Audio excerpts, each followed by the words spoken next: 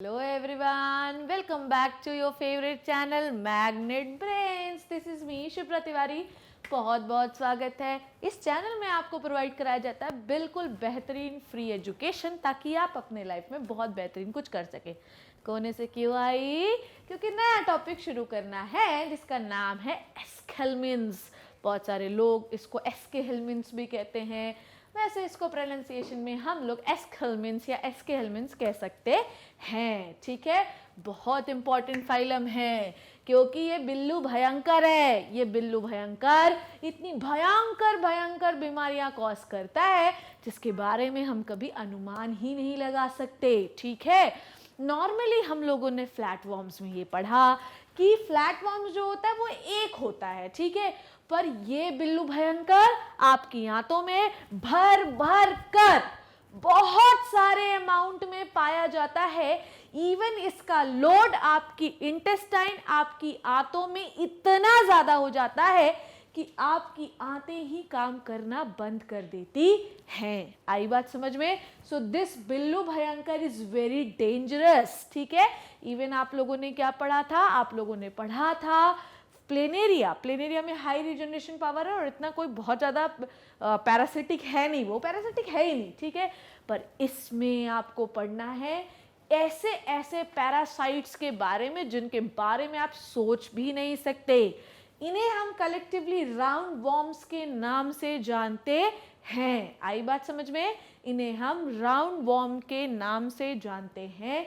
इन्हें हम नीमेटोड्स कहते हैं. क्या कहते हैं?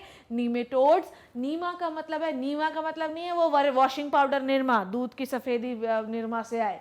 It is नीमाटोडा. ठीक है, नीमा का मतलब होता है थ्रेड. नीमा का मतलब क्या होता है बच्चों? थ्रेड. तो ये जो वॉर्म्स होते हैं ये थ्रेड लाइक होते हैं और आपकी इंटेस्टाइन में पाए जाते हैं. किसी भी तरीके से आपके शरीर में एंट्री ले सकते हैं. ठीक है, इसीलिए कभी भी आप घूमें तो प्लीज़ ऑलवेज रिमेंबर कि जैसे कि हम लोग कहीं भी जा रहे हैं. ठीक है, तो we usually what doing what, मंदिर गए तो चप्पल, मंदिर के अंदर अपन चप्पल वैसे भी नहीं पहनना चाहिए क्योंकि एथिकली हमको ये पता है कि मंदिर साफ होगा. पर अगर आपको ये लगता है कि ये जगह साफ नहीं है तो कभी भी अपनी चप्पलें ना उतारें. खासकर वो जो भी मदर्स हैं जिनके छोटे बच्चे हैं उनको तो कभी भी बिना चप्पल के रेत, कीचड़, मिट्टी ये सब खेलने नहीं देना चाहिए. और अगर खेलने दे भी रहे हैं तो please take a quick and definite precaution. ठीक है, क्योंकि ये जो वॉर्म्स होते हैं ये किसी भी तरीके से आपके शरीर में एंट्री ले सकते हैं. इधर आपके पैर से भी ले सकते हैं और आपके मुंह से भी ले सकते हैं. ठीक है, तो आज आपको इसी खतरनाक वॉर्म्स के बारे में पढ़ना है. So let's start. देखिए, सो एस्केलमेंट्स पहला ही पॉइंट दिया हुआ है कि इसे हम कलेक्टिवली राउंड वॉर्म्स के नाम से जानते हैं. या मैं यहाँ पर आपको लिख भी देती हूँ स्लैश. इन्हें हम नीमाटोडा भी कहते हैं. ठीक है, it is also called as nematodes. ठीक है, नीमा का मतलब होता है थ्रेड. ठीक है, सो इन्हें हम कलेक्टिवली नीमेटोडा या थ्रेड वॉर्म भी कहते हैं. ठीक है, ऐसा क्यों होता है? क्योंकि इनमें मेल और फीमेल में, मैं अभी इसके बारे में डिटेल स्ट्रक्चर में भी हम लोग बात करेंगे, इनमें मेल और फीमेल में डिस्टिंग्विशन रहता है. ठीक है, आई बात समझ में? मेल और फीमेल में डिस्टिंग्विशन रहता है. किस चीज़ में? उनके शेप में. नॉर्मली इनकी जो फीमेल रहती है वो होती है लंबी और स्ट्रेट, जबकि जो मेल रहता है वो कैसा होता है? It is like that only. ठीक है, सो फीमेल कैसी रहती है? Female is always straight. ठीक है, फीमेल कैसी रहती है? Always straight. जबकि मेल कैसा रहता है? नीचे से मुड़ा हुआ. That is why it is called as round worms. बहुत ही पतले होते हैं, थ्रेड लाइक अरेंजमेंट इनका दिखाई देता है. आई बात समझ में? तो अगली बार महिलाओं की आवाज किसी ने दबाने की कोशिश की तो 2-4 वॉर्म जो है फेंक देना. Okay, now let's start with the general characteristics of the एस्केलमेंट्स. बच्चों, क्या होता है ये? आ जाओ आ जाओ आ जाओ. इसमें हम लोग सबसे पहले पढ़ने वाले हैं बेटा हैबिटाट. ठीक है, इसको बहुत सारे लोग हैबिटेट भी कहते हैं. जिसका जो मन करे वो करो. ठीक है, अच्छा, इसी से मुझे एक बार याद आया कि मेरा एक बच्चा है जिसका नाम है राज. ठीक है, तो नाम तो सुना ही होगा आपने, और अगर नहीं सुना तो उसकी बहुत अच्छी रैंक आई थी इसमें एम्स में, ठीक है, बहुत बढ़िया रैंक आई थी उसकी। यूजुअली मैंने उसकी कॉपी में ये देखा कि वो बहुत ज़्यादा स्पेलिंग मिस्टेक लिखता है, ठीक है, पर जब सिलेक्शन हुआ तो भैया उसकी बहुत बढ़िया रैंक थी एम्स में। अब हुआ क्या, ध्यान से समझना, हुआ क्या कि मुझे ये समझ में आया कि if you are preparing for NEET, ठीक है, please always clear your that concept, ठीक है। हम लोगों को स्कूल एग्जामिनेशन देना है, इसलिए हम लोगों को स्पेलिंग्स अच्छे से आनी ज़रूरी है, पर अगर आप स्कूल के बाद इन स्पेलिंग्स को भूल जाए, नाम याद रहेगा तो भी कोई टेंशन नहीं है। तो बजाय इसके कि हम बहुत ज़्यादा इसको रटें, इससे अच्छा है कि हम इसका कंसेप्ट समझें कि बोलना क्या चाह रहा है, ठीक है। अब हम लोग बात करते हैं किसकी, हैबिटेट की, ठीक है। सबसे पहले आपने बताऊं मैं कि ये होते हैं एक्वेटिक, ठीक है, साथ ही साथ ये टेरेस्ट्रियल भी हो सकते हैं। Let me select the highlighter because I love to highlight anything, ठीक है। Let me select the switch colour light pink, okay. Now so देखिए, सो ये कैसे होते हैं, टेरेस्ट्रियल होते हैं, ठीक है, एक्वेटिक होते हैं, फ्री लिविंग हो सकते हैं और पैरासाइटिक भी हो सकते हैं, ठीक है। ये जो है तो किसी भी टाइप का हो सकते हैं, ठीक है, जल में रह सकते हैं, थल में रह सकते हैं, इधर उधर घूमने वाले हो सकते हैं, किसी भी तरीके के हो सकते हैं, पर सबसे ज़्यादा जो डेंजरस वाले हैं वो हैं पैरासिटिक फॉर्म। इनके बहुत सारे फॉर्म जो होते हैं वो पैरासिटिक होते हैं। फ्री अगर आप बात करें टेरेस्ट्रियल की तो मिलोडिगाइनस, इनकॉग्निटा, ये बायोटेक्नोलॉजी में बहुत ज़्यादा यूज़ किया जाता है, ये होता है ना। पैरासिटिक में आज आपको इसके बारे में भी पढ़ना भी है इसमें कि there are so many examples of the parasitic form of the aschelminthes, जैसे कि हो गया आपका एस्कारिस, ठीक है, और आपका क्या हो गया भैया मुझे बताइए, ठीक है, और आपके हो गए वुचेरिया, बेनक्रॉफ्टी, ठीक है, बहुत सारे एग्जाम्पल्स आपको इसमें पढ़ने हैं। सो इनकी क्लास में हर टाइप के ऑर्गेनिज्म पाए जाते हैं, जल थल दोनों में रहने वाले, साथ में वो फ्री लिविंग और पैरासिटिक भी हो सकते हैं। इनके बहुत लोआ आई वॉर्म होते हैं, बहुत सारे ऐसे फॉर्म्स होते हैं जो कि पैरासिटिक होते हैं, दूसरों से न्यूट्रिशन करने खींचने वाले होते हैं। नाउ सिमेट्री की बात करें, प्लेटेहेलमिन्ट्स में कौन सी सिमेट्री थी, बायलेटरल। तो एक बार आपने सिमेट्री शुरू कर दी है ना, तो अब आप उसे रिवर्ट थोड़ी कर सकते हैं, क्योंकि अगर आपने रिवर्ट कर दिया, जैसे कि स्टारफिश में होता भी है, स्टारफिश का जो लार्वा होता है वो बायलेटरल सिमेट्री का है, जब एडल्ट जो होता है वो रेडियल सिमेट्री का, तो it is called as retrogressive metamorphosis, जब डेवलपमेंट उल्टा हो जाए। पर नॉर्मली अगर हम सीधी सीधी बात करें तो इनका जो सिमेट्री होता है बच्चों, वो कैसा होता है मेरे लाल, बायलेटरल सिमेट्री। कैसी होती है, बायलेटरल सिमेट्री। किसी भी ऑर्गेनिज्म को दो इक्वल भागों में सीधा सीधा काटा जा सकता है। The bilateral symmetry was started from the platyhelminthes और द फ्लैटवर्म, ठीक है। नाउ अब मुझे बताएंगे आप लोग कि प्लेटीहेलमिन्ट्स में जर्म लेयर कितनी होती है, सोचो बताओ, अरे बोलो ना, क्या था, ट्रिप्लोब्लास्टिक। तो इनके में भी जर्म लेयर कितनी होती है, जर्म लेयर 3 होती है, एक्टोडर्म, एंडोडर्म और मीजोडर्म। जर्म लेयर कैसे बनती है ये मैंने आपको पहले के लेक्चर्स में जनरल कैरेक्टरिस्टिक्स ऑफ एनीमिलिया में पढ़ा दिया है, आप देख सकते हो, ठीक है। सो ये इनके पास 3 जर्म लेयर होती हैं बच्चों, कौन कौन सी होती हैं एक बार थोड़ा सा देख ले, नहीं तो भूल जाएंगे। बाहर वाली जर्म लेयर का नाम क्या होता है, एक्टोडर्म, ठीक है। बीच वाली का नाम क्या होता है, मीजोडर्म, ठीक है, और अंदर वाली का नाम क्या होता है, एंडोडर्म, ठीक है, ओके। तो हमारे पास 3 लेयर होती है, that is why it is called as triploblastic. अब हमारे मन में ये सवाल आ रहा होगा कि मैडम चलो ठीक है, आपने हमें ये बोल दिया कि प्लेटेहेलमिन्ट्स में किसी भी प्रकार का सीलोम नहीं होता है, ठीक है, मान गए, पर मैडम अब एस्केहेलमिन्ट्स में तो ला दो।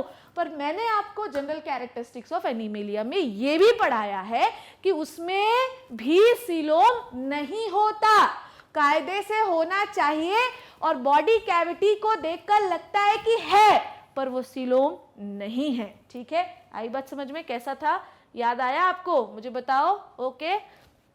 सो अब देखो सीलोम के बारे में बात ही कर लेते हैं।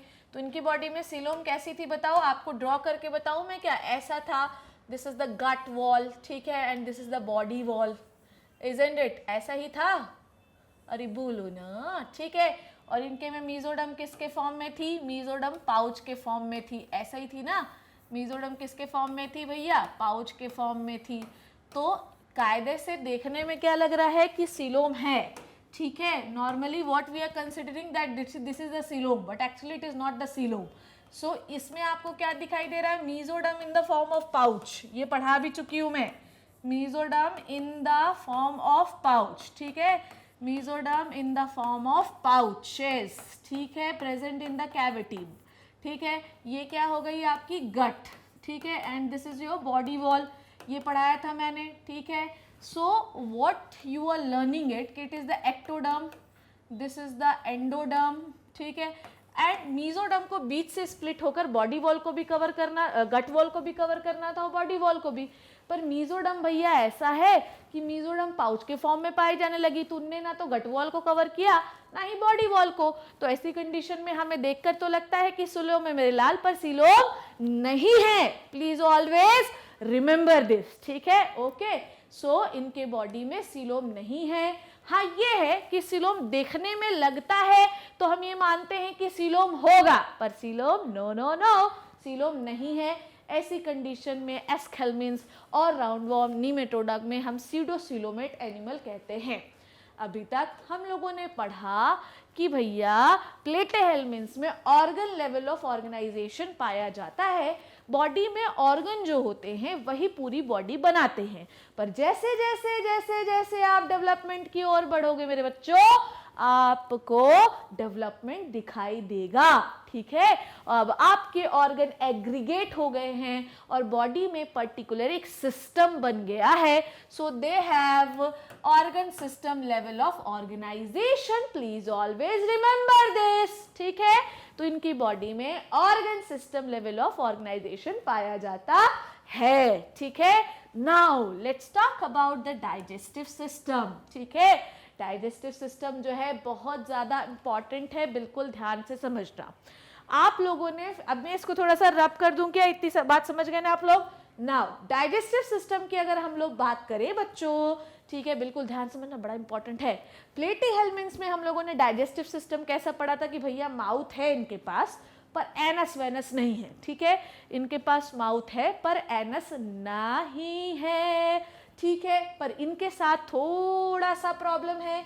ठीक है, इनके पास डाइजेस्टिव सिस्टम कंप्लीट है. ठीक है, and differentiated into the mouth, pharynx, intestine and anus. ठीक है, तो इनके बॉडी में डाइजेस्टिव सिस्टम कंप्लीट होता है, मतलब माउथ और एनस के बीच में फेरिंग्स और इंटेस्टाइन भी है. ठीक है, और एनस भी है. पर नॉर्मली क्या होता है बताओ मुझे, इनकी बॉडी में जो चीज़ आपको क्वेश्चन नीट में आएगा और ये याद रखना भी है आपको. ठीक है, इनके में जो इंटेस्टाइन होती है, ध्यान से समझना, हमारे में इंटेस्टाइन कैसी होती है, मस्कुलर होती है, पर इनके में इंटेस्टाइन मस्कुलर नहीं होती है. इनके में इंटेस्टाइन जो है वो है नॉन मस्कुलर. ठीक है, जबकि फेरिंग्स जो है वो क्या है, muscular. Please always remember this. ठीक है, ह्यूमन बॉडी में इंटेस्टाइन जो होती है वो मस्कुलर होती है और फेरिंग्स भी मस्कुलर होता है, पर यहाँ पर इंटेस्टाइन मस्कुलर नहीं है. यहाँ पर कौन मस्कुलर है, फेरिंग्स मस्कुलर होता है. ये पॉइंट आपने अच्छी तरीके से रट लेना है कि दे हैव मस्कुलर फेरिंग्स बच्चों. So they have muscular pharynx. Please always remember this. They don't have muscular intestine. ठीक है, अब हम लोग सेंस ऑर्गन अगर आगे आएगा तो मैं बता दूंगी, नहीं तो sense organ let me check no, तो फिर मैं यहीं पे बता देती हूँ. ठीक है, ध्यान से समझेंगे. देखिए, इनका जो माउथ होता है, ठीक है, इनके माउथ में पाए जाते हैं 3 लिप्स. ठीक है, माउथ के बारे में हम लोग पढ़ ही रहे हैं, तो यहाँ पे देख लेते हैं कि इन पे पाए जाते हैं 3 लिप्स. ठीक है, ओके. और ये जो लिप्स होते हैं ये सेंसरी ऑर्गन होते हैं. ठीक है, इनकी बॉडी में, वैसे भी आपकी बॉडी में सेंसरी ऑर्गन मतलब high sensitivity, not sensory organ, you have very high sensitive lips. अगर मैं बात करूं कि सबसे ज़्यादा टच रिसेप्टर आपकी बॉडी में कहाँ पाए जाते हैं, तो आपको लिप्स ही पता होना चाहिए. ठीक है, तो इनके बॉडी में 3 लिप्स होते हैं जो कि बॉडी में कुछ इस तरीके से आपको दिखाई देते हैं. ठीक है, और ये इनकी बॉडी में सेंसिटिव ऑर्गन, ये सेंसरी ऑर्गन होते हैं. इनको एक्चुअली 2 लिप्स जो हैं, 3 लिप्स हैं पर सेंसरी 2 ही होते हैं, one is the papillae, second is the amphid, ठीक है। ओके, तो इनकी बॉडी में 3 लिप्स होते हैं, ठीक है, जो कि इनके सेंसरी ऑर्गन की तरह बिहेव करते हैं, ठीक है। One is the papillae and second is the amphid, नाम नहीं याद रहेगा तो कोई टेंशन नहीं है। आई बात समझ में, कोई दिक्कत परेशानी? नाउ अब मैं आपको बताती हूँ इनके रेस्पिरेशन के बारे में। किसके बारे में?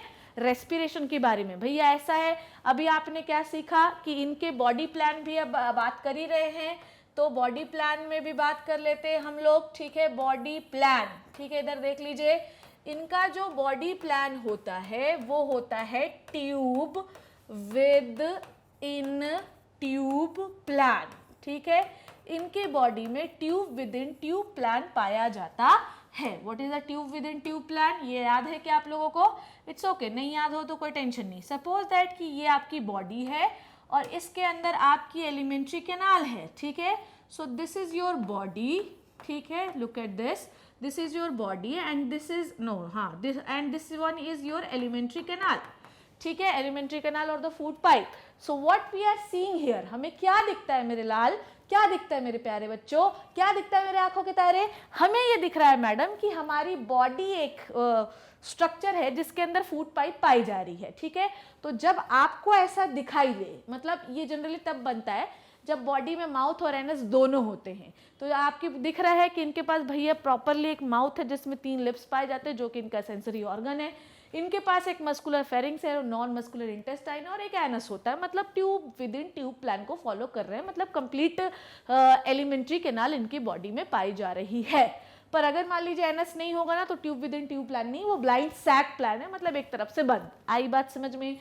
कोई दिक्कत परेशानी नहीं होनी चाहिए, ठीक है। नाउ इनमें रेस्पिरेशन के लिए कोई विशेष टाइप का ऑर्गन नहीं है, जो कि प्लेटीहेल्मिन्थ्स में भी नहीं था, ठीक है। So they don't have any विशेष type of organ for the respiration, okay.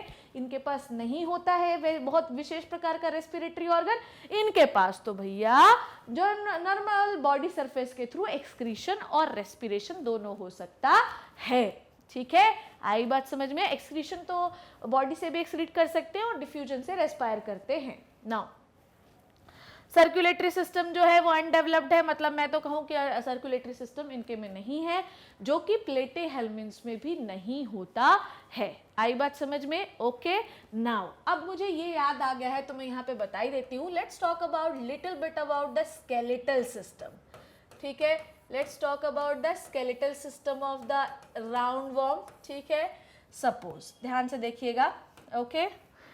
हम लोग बात करते हैं स्केलेटल सिस्टम की, तो इनके बॉडी में, ध्यान से समझो, इनकी बॉडी में स्केलेटल सिस्टम अगर आप पढ़ रहे हैं, ठीक है, तो इनके बॉडी में कोई बहुत हार्ड स्केलेटल सिस्टम नहीं होता। There is no hard skeletal system. आई बात समझ में? इनके पास कोई हार्ड स्केलेटन सिस्टम नहीं होता। समझ गए आप लोग? से दे don't have skeletal system. Done? Okay. पर आप लोगों ने जब ये अरेंजमेंट देखा था ट्रिप्लोब्लास्टिक ऑर्गेनाइजेशन का, तो आपने क्या देखा था? हम लोगों ने मैडम ऐसा कुछ देखा था, ठीक है। What we are going to see here कि इसमें मीजोडर्म जो होते हैं वो पाउच के फॉर्म में पाए जाते हैं, पर आपको इनमें बीच बीच में एक स्पेस दिखाई दे रहा है और इस स्पेस में भरा हुआ होता है स्यूडोसिलोमिक फ्लूइड, ठीक है। ओके, इस स्पेस में भरा होता है स्यूडोसिलोमिक फ्लूइड। ध्यान से समझे, इस स्पेस में भरा होता है स्यूडोसिलोमिक फ्लूइड, ओके। इनके बॉडी में कोई हार्ड स्केलेटल नहीं होता, बस इनकी जो स्यूडोसिलोम होता है उसमें एक तरल पदार्थ भरा होता है जिसे आप स्यूडोसिलोमिक फ्लूइड कहते हैं। स्यूडोसिलोमिक फ्लूइड इनकी बॉडी में। अच्छा मुझे एक बात बताओ, किसी को एक घूसा खींच के मार दो, ठीक है, तो उसके दांत मुंह सारे टूट जाए, ठीक है। पर अगर मेरे सामने, ठीक है, मान लो कि मैं आपका कोई दुश्मन हूँ, मुझे कोई एक घूसा मार दो तो मेरे दांत टूट जाए, मैं बेहोश हो जाऊँ। पर अगर मैं खड़ी हूँ और मेरे 1 मीटर तक पूरा पानी भरा हुआ है, तो जब आप घूसा मारेंगे तो क्या होगा? वो घूसा मेरे जो है गाल तक, मेरे मुंह तक नहीं पहुंच पाएगा, ठीक है। सो पानी जो होता है वो एक सपोर्ट और प्रोटेक्शन देने का काम करता है मेरे प्यारे बच्चों। वैसे ही स्केलेटल सिस्टम में भी, ध्यान से सुने, वैसे ही स्केलेटल सिस्टम में भी ये जो पानी होता है ये एक स्केलेटन की तरह बिहेव करता है। तो अगर आप इसको लिचली से चिपचिपे दबदबे इसीलिए दिखाई देते हैं, पानी वाले इसीलिए दिखाई देते हैं, because they have hydroskeleton, coelomic fluid की वजह से। तो इनकी बॉडी में कोई हार्ड स्केलेटन नहीं है, पर ये जो पानी इनकी जो बॉडी कैविटी में भरा हुआ है वही इनको एक स्केलेटल, एक सपोर्ट देने का काम करता है। ठीक है, ओके। इसे आप कहते हैं हाइड्रोस्टैटिक या हाइड्रोस्केलेटन कह दो, कोई दिक्कत नहीं है। इसे आप कहते हैं हाइड्रोस्केलेटन, ठीक है, या हाइड्रोस्टैटिक स्केलेटन, कुछ भी कह दो, डन।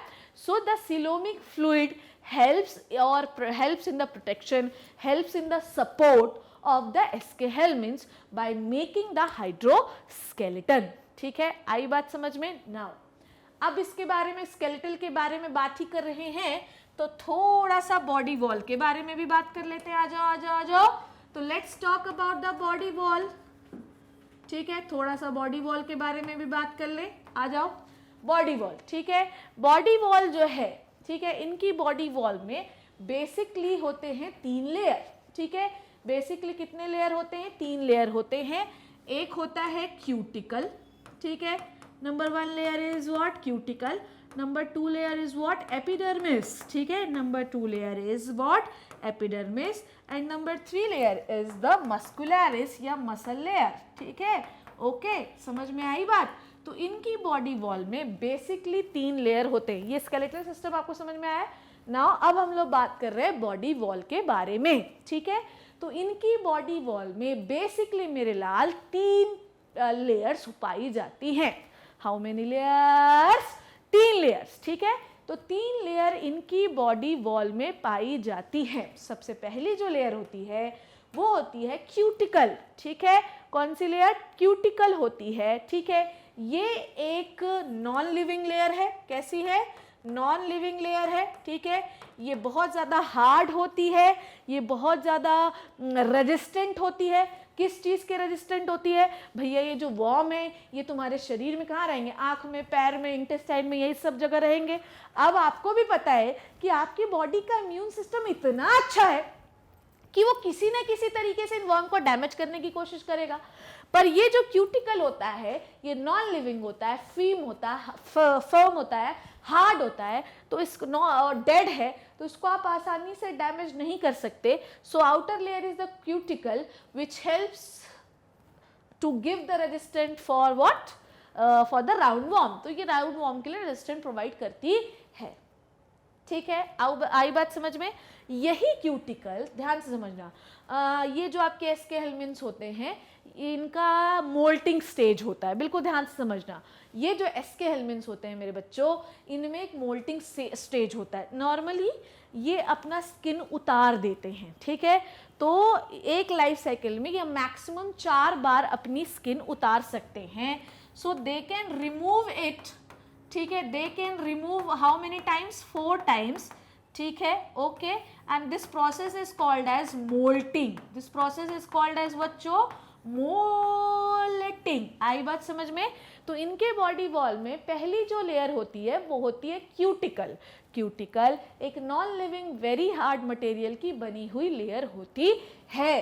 ठीक है, ये अपने लाइफ साइकिल में कई स्टेजेस से होकर गुजरते हैं, करीब 4 बार, करीब 3 से हर एस्केहेलमिन्स की अलग अलग लाइफ साइकिल होती है, करीब मैक्सिमम 4 बार, 3 से 4 बार ये अपने क्यूटिकल को निकाल कर फेंक देते हैं और नई क्यूटिकल बनाते हैं। इसे आप मोल्टिंग कहते हैं। ये क्यूटिकल इनको डाइजेस्टिव जूसेस से रेजिस्टेंट प्रोवाइड करती है कि खाने जो आपके ह्यूमन बीइंग या किसी की भी बॉडी में घुसे हुए हैं उसका डाइजेस्टिव सिस्टम इनको मार ना दे।